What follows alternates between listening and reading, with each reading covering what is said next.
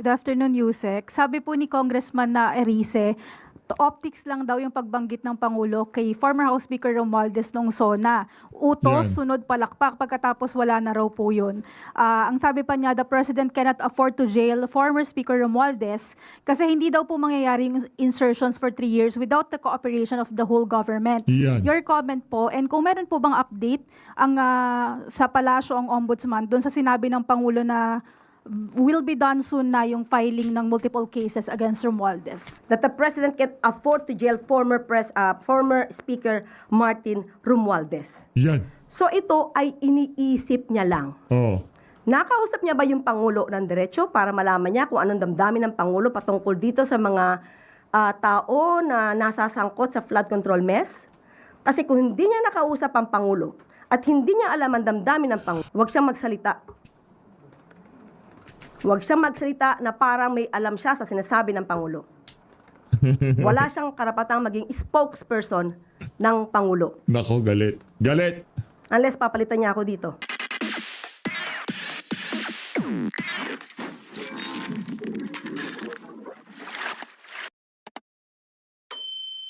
Totoo tayo kay Auntie Claire, yung pinaka-special sa PH Update. Girl. Maraming salamat po kay Yusek Eduardo Punay, SWS VP Gerardo Sandoval, SWS Fellow Dr. Ruelano Briones, and of course Mama Yolanda Crisanto ng Globe Telecom. Maraming salamat po sa inyo.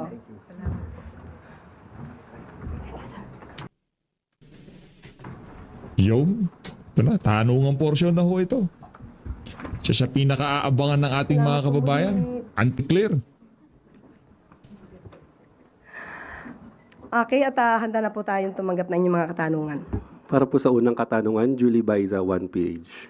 Good afternoon, Yusek. Sabi po ni Congressman na Erice, optics lang daw yung pagbanggit ng Pangulo kay former House Speaker Romualdez nung SONA. Utos, Yan. sunod palakpak, pagkatapos wala na raw po yun.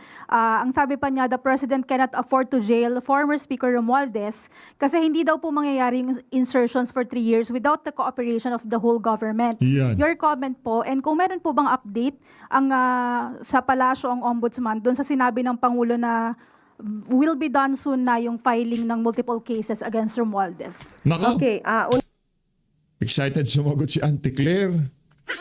Kung egay ha, nasa watchlist ka na. una, yan ba ang talagang kanyang mga sinabi? Kasi nahulog yung laptop kanina. Baka naguluhan. Napanood nyo ho yung uling video natin. Oh, yun talaga sinabi niya, Ante. Ha?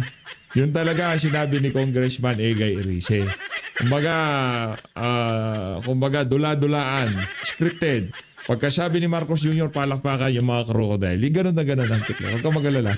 Kasi gulong-gulo yung isip dyan ni Congressman Erice. Parang hindi siya tumutugma sa katotohanan. Sure? Okay naman yung laptop? Okay, sige. Well, anyway, nagtataka nga ako kung bakit pa na ini-interview itong si Congressman Erice. Dahil ang kanyang mga sinasabi ay laging may parang, I think, I don't think. Lahat ay puro sa galing lang sa kanyang isipan pero walang basihan. Walang facts. Puro theory.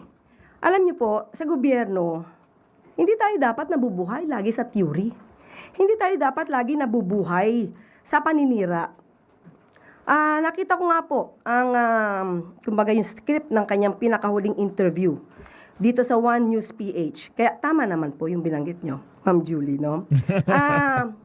Bago dyan, meron siyang binanggit patungkol dito na hindi lang flood control projects ang problema, kundi pati yung pagkolekta ng basura.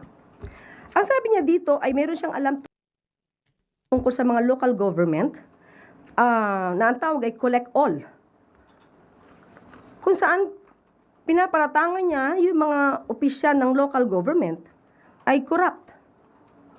So kung siya may alam naman dito, at isa siya sa public servant, at siya ay isa sa maingay na nagtutuligsa, gumawa na ba siya ng aksyon patungkol dito sa mga di umano mga local government units na nagkakaroon ng korupsyon patungkol sa pangongolekta ng basura. Pakitanong niyo po sa kanya yan. Nako, matindi yan. Kung Egay, pakitanong nyo sa kanya yan. Pangalawa, ang sinabi niya dito,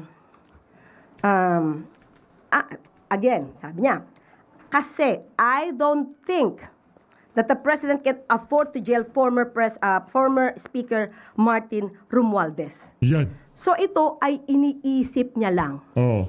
Nakausap niya ba yung Pangulo ng diretso para malaman niya kung anong damdamin ng Pangulo patungkol dito sa mga tao na nasasangkot sa flood control mess? Kasi kung hindi niya nakausap ang Pangulo at hindi niya alam ang damdamin ng Pangulo, Ang tanong kailan nga, kaya nga yung word na I don't think, nag-ugat yan doon sa napakatagal. Mahigit isang taon na yung mahiya naman kayo. Mapahanggang sa ngayong mga panahon na to, wala pa rin. Di ba? Sino nakakulong? Rodante Marcoleta. Wala na pa issue sa flood control yun. Di ba? O yung mag-asawang Diskaya, kumbaga sa mesa, nakakainan si Martin Romualdez, si Marcos Jr., etong si Bunuan, yung mga nahuhulog-hulog sa gilid, yun ang kinakain ng mga Diskaya, ng mga kontraktor. Yung nasa lamesa kung saan nakahain yung lechon, yung masasarap na pagkain, yung mga kabyar. Nakaupo doon si Martin Romualdez, si Marcos Jr., si Aldico Bunuan. Diba? Oh. Ngayon, yung waiter, kung tawagin, yung nagdadala ng pagkain sa lamesa, yaan si Traiji Bolivar at yaan si Adrian Bersamin. Oh. Diba? Si Mark Tiksay at itong si Paul Estrada. Sila yung nagdi-deliver ng yan yung mga utosan ni Mark Tiksay at Paul Estrada. Yung mga Marines. Yung mga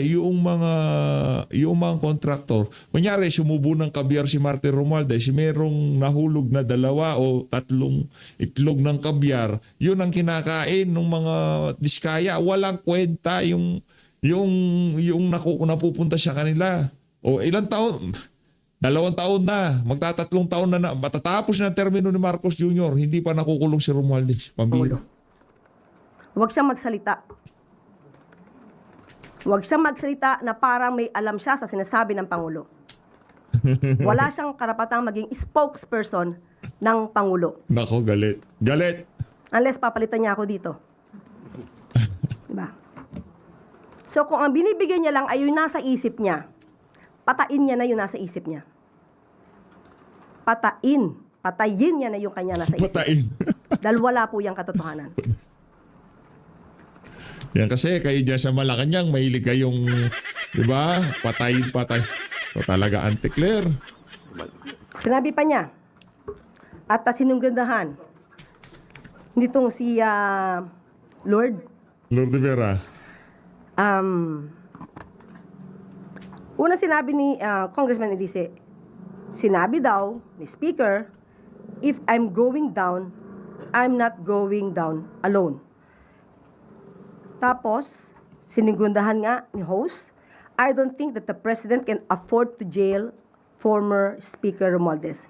At muling sumagot itong si Congressman Elise, dahil laglagan na yan. Kailan kasi makukulong si Martin Romualdez? Pakulong nyo, di napahiya si Erice.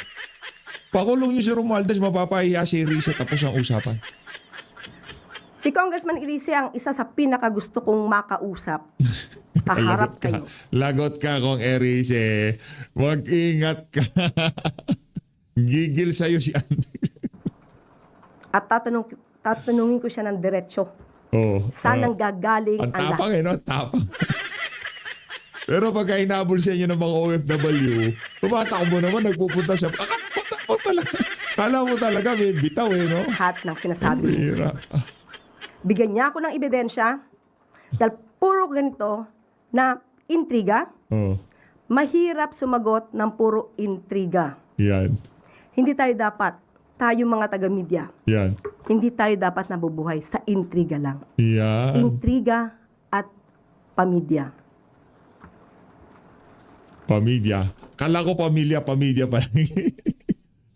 Nasundot nitong si Kong Egay Erice, itong si Auntie Claire, nasundot niya. So patungkol kay Baka po may update ng Ombudsman doon sa sinabing ng Pangulo na the filing of multiple cases against Romualdez will be done soon. Oh, update. Sa ulat na nadidinig ng Pangulo, Oh, dahil meron di umano mga witnesses oh. laban kay dating Speaker Romualdez, naniniwala ang Pangulo na kapag kumpleto ang ebidensya ay dapat masampahan ng kaso. Sino Ilang testigo pa ba?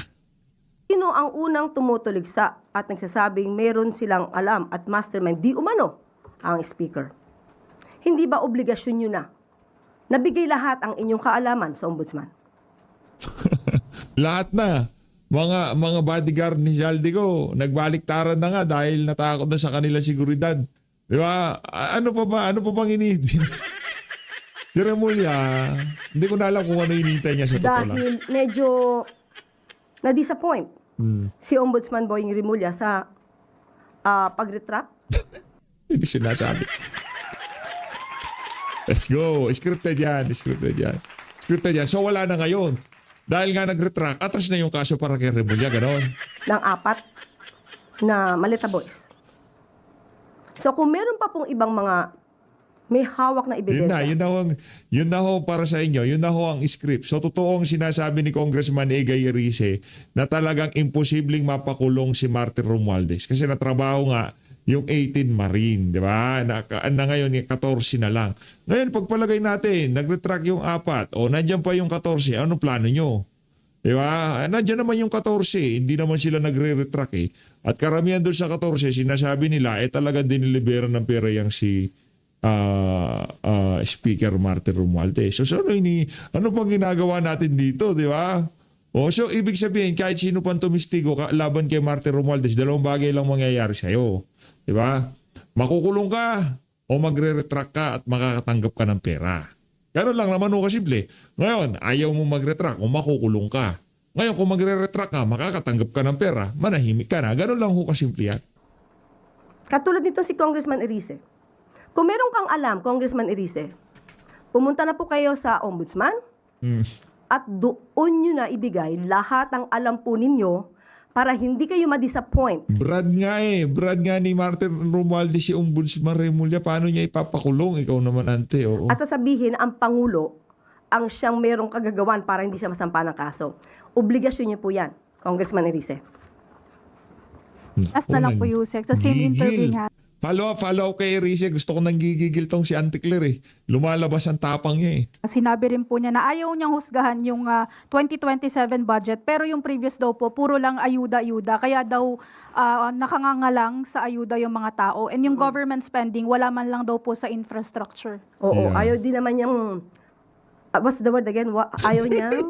Sa sobrang taranta ni Auntie Claire, sa sobrang gigil ho niya, talagang nakakalimutan niya na ho yung ika nga script ng kanyang gigil siya. Ginigil siya nitong si Congressman Egay. Ayaw daw po niyang husgahan Okay, yung okay. 2027 budget. Tama, ayaw din naman niyang husgahan ang patungkol sa impeachment trial.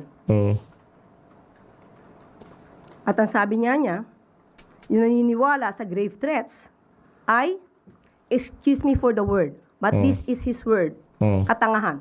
Talaga naman. Sina- Pag naniniwala ka sa grave threat, yun talaga yun. Para kang mangmang. Bakit? Paano maging grave threat kung conditional nga? Wala. Conditional siya, madam. Kahit paano nyo ipagpilitan, conditional. Diba? Juan Ponce Enrile na nga nagsabi, conditional. Walang linabag si VP Sara. Sino magaling siya yung dalawa ni Juan Ponce Enrile? Sumalangit na. Diba?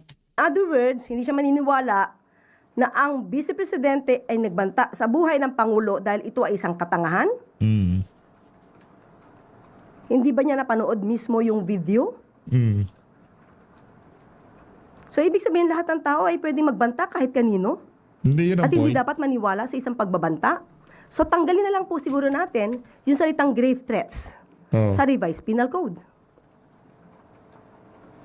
At hindi siya naniniwala sa 2026 GA. Tandaan natin, puro ayuda.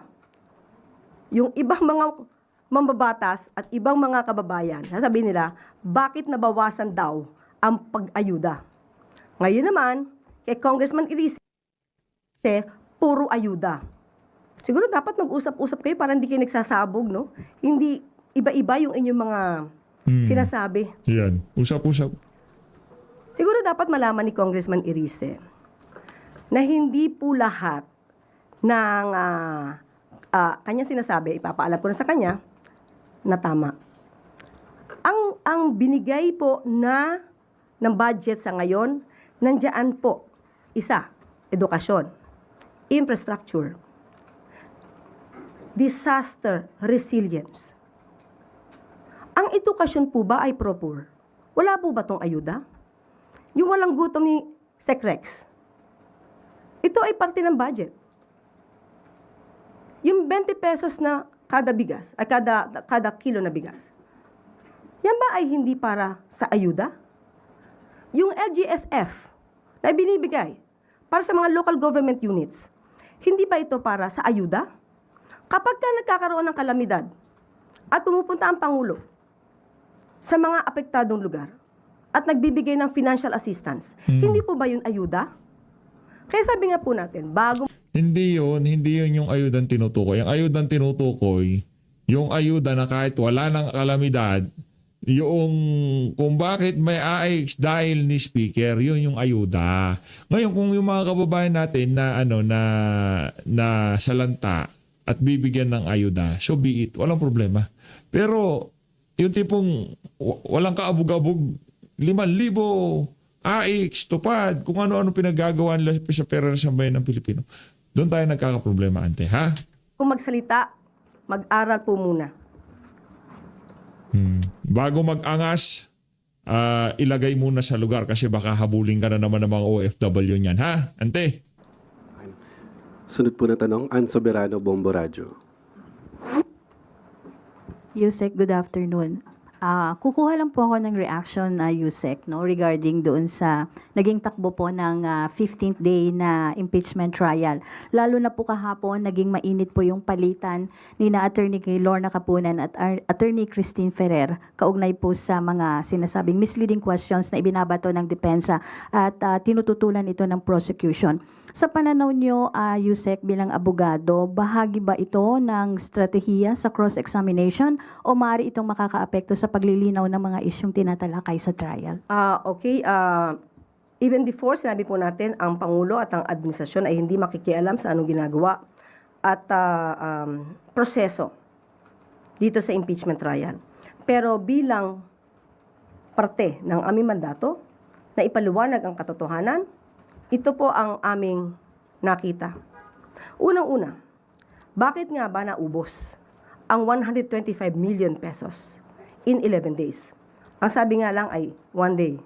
Dahil kahit sa isang araw, mabilis na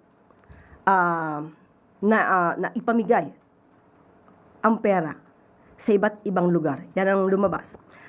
Ang problema kasi dito, executive, sabi nyo, hindi kayo makikialam. Ngayon, dinidiscuss nyo na dyan yung nangyayari sa impeachment trial ko. So, ano yan? Di ba, ay hindi nga pala kayo kasama sa mga party, no? Ang participation lang pala ni Marcos Jr. ay talagang itulak yung impeachment na yan. Sige, anyway, nandiyan na tayo, ante. Ituloy mo na yan. Ang pondo po kasi, kapag hindi naubos sa loob ng isang taon, ito ay bumabalik sa National Treasury. So, lumalabas, kailangan ubusin in 11 days para hindi na maibalik sa National Treasury. Pangalawa, dapat po natin tandaan, ang confidential funds, hindi dahil nandiyan ang salitang confidential, ay hindi ka na magre-report ng maayos. Kailangan ito ng mga resibo upang patunayan na talagang nagkaroon ng transaksyon, nagkaroon ng negosasyon, nagkaroon ng mga activities patungkol sa national security, peace, and order. Nandyan po, malinaw sa Joint Circular 2015-01 kung paano dapat i-liquidate ang confidential funds. At pag sinabi natin confidential, maybe hindi mo agad ipapakita ito sa ICPAW, pero pag nagkaroon ng red flag, kaya nga nakalagay dyan dapat sa sealed envelope, nasa kustodiya ng agency, let's say OVP, para kapag may tanong ang COA, madali nyo mapapakita kung saan talaga ginastos ang pera. Walang mali sa confidential funds kung ito ay nagagamit sa tunay na dahilan or purpose at kung ito ay base sa mandato ng ahensya. Nakita rin dito na halos ang tinanong sa hearing ay nagastos din para sa pagprotekta sa mga lakad ng vice presidente. Humingi siya ng confidential funds para sa sarili niyang proteksyon. Yan. Pero wag nating kalimutan, meron pong VP SPG. At bilang Vice President, ang protection po at mga impormasyon ay ibinibigay sa kanila mismo ng AFP at ng PNP. So, hindi kinakailangan ng confidential funds. Magkahiwalay pa, OVP at DepEd. So, parang hindi nagtutulungan yung OVP at DepEd sa pagbibigay ng mga impormasyon. Dapat hiwalay. At patungkol doon sa misleading questions, okay. Ma'am, yung sagutan ni na Attorney Kapunan and Attorney Ferrer. As a lawyer, basic. This is so basic. Misleading questions are not allowed, especially during cross-examination. Bakit? Kasi if you will ask misleading questions and you will just demand an answer na yes or no, nothing more, nothing less, it will definitely give also a wrong answer. So hindi, sanay na nga tayo sa fake news, pati ba naman sa hearing, magkakaroon pa ng fake news. So hindi po allowed ang misleading questions. Kasi para mong niloloko yung witness mo at pipilitin mong sumagot na oo o hindi. Ma'am, ibig sabihin ba, parte ito, naniniwala kayo, parte ng strategy nila? Yung ginagawa ng defense? Yung pagtatanong ng mga misleading questions? Ayoko mag-judge. Ayoko mag-judge sa style ng mga lawyers. So, respeto ko na lang sa kanila yon. Yan. Thank you, ma'am. Follow-up question, Kat Domingo, ABS-CBN. Undersecretary, also as a lawyer, what do you make out of the defense's manifestation sa latter part ng hearing na apparently hindi po pala about sa misleading questions yung sinasabi daw na this is not allowed because when I'm not sure if you watched it live, pero while we were watching it, we were of the impression na yung sinasabi ng defense counsel na this is not allowed was pertaining to this is allowed was pertaining to misleading questions. But then the manifestation later on, hindi daw pala yun yung tamang context. What do you make out of that manifestation of the lead defense counsel? Alam mo, sa isang lawyer, dapat matalas ang tenga mo. Isang mali mo lang talaga dyan. Talagang ma-retain sa'yo yan. So at that time, again, I do not want to judge any comment made by the lawyers. Pero mas mainam, kung marami nang nag-react, kita natin maraming reaction eh. Right there and then, sana, kinorek niya na. Siya na mismo nag-correct. Yung sino mismo nagsabi nun, siya mismo dapat ang nag-correct. Sunod na tanong, Maricel Halili, TV5. Pinaalis mo muna pala nitong si Auntie Claire yung mga kasama niya dyan sa Malacanang Press Cartel, yung mga kasama niyang nag-press ko na. Ayaw na, ba't pinaalis mo? Dapat sana habang nagbibida-bida ka, nasa likod mo sila, di ba? Pambihira naman talaga si Auntie. Oo. Good afternoon, Yusek. Yusek, may we have Malacanang statement about the filing of grave threat charges against Vice President Sara Duterte. So sinampahan din sila ng DOJ. May nakita ebidensya. Nakita yung ebidensya. Hindi ba mismo, yung mismo mga kaalyado ng Vice Presidente patungkol dito sa impeachment, ang sabi, kung grave threats lang yan, di sampahan na lang sana ng kaso Ayan. sa korte. Ayan na nga. Hindi sa impeachment. Oo. So yung suggestion din, na isampa na lang sa korte, sinunod lang naman din ng DOJ. Yeah. Base din naman sa ebidensya. Yun, Di naman ayos. di nila makakaila yung video Oh. na napanood na halos ng lahat. Hindi lang ng Ayos. Pilipino, kung hindi sa buong mundo ay napanood na. Pero wala po bang conflict yun, Yusek, considering na ongoing yung impeachment trial against the Vice President, and of course, one of the articles of impeachment is about grave threat. So since meron na siyang ongoing na impeachment trial, hindi ba yun conflict na sinampahan din siya ng kaso sa korte? Iba po ang nature ng criminal case, iba yung nature ng impeachment proceedings. So, sa impeachment proceedings kasi, dito inaalam kung yung leader ay dapat na maging leader pa. Yung kanyang kapasidad, yung kanyang mental health, yung kanyang pagiging agresibo, yung anger management, ito lahat ay dapat na nakikita kung ikaw ay magiging leader. Ang criminal case naman, ito ay yung liability. Talagang yung collaboration between Malacanang and DOJ, kasama to si Anticlere, talagang kita. Dahil gumawa ka ng isang krimen. So, magkaiba po siya.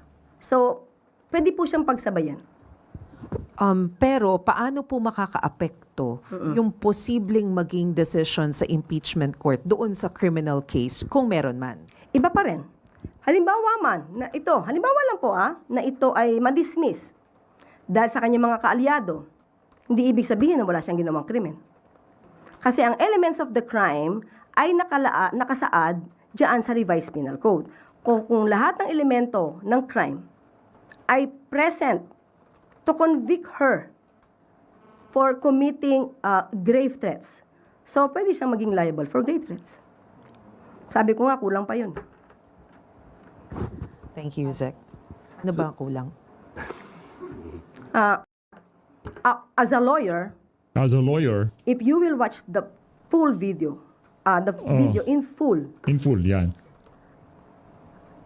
ang effect nun is, there is this intention to sow hatred against the president, against the government. So, it is not just a simple grave threats. Personally, my opinion. What do you mean by that, Yusek? So if it's not a simple grave threat, ano dapat? For me, but I cannot go against the DOJ. There is this element of inciting to sedition. Thank you, Yusek. Sunod po na tanong, Let Narciso, DZRH. Good afternoon, Yusek. Ma'am, nitong kasagsagan po ng habagat, ayon sa Department of Education, nasa higit 200 paaralan pa rin yung nagamit na evacuation centers. Kumusta po ba yung implementasyon ng Ligtas Pinoy Act? Okay. Nakwenta yan. Ayun na nga mga kababayan, dito na muna tatapusin ang ating reaction video. Maraming salamat sa pag-support sa page. Mag-ingat po kayo lahat.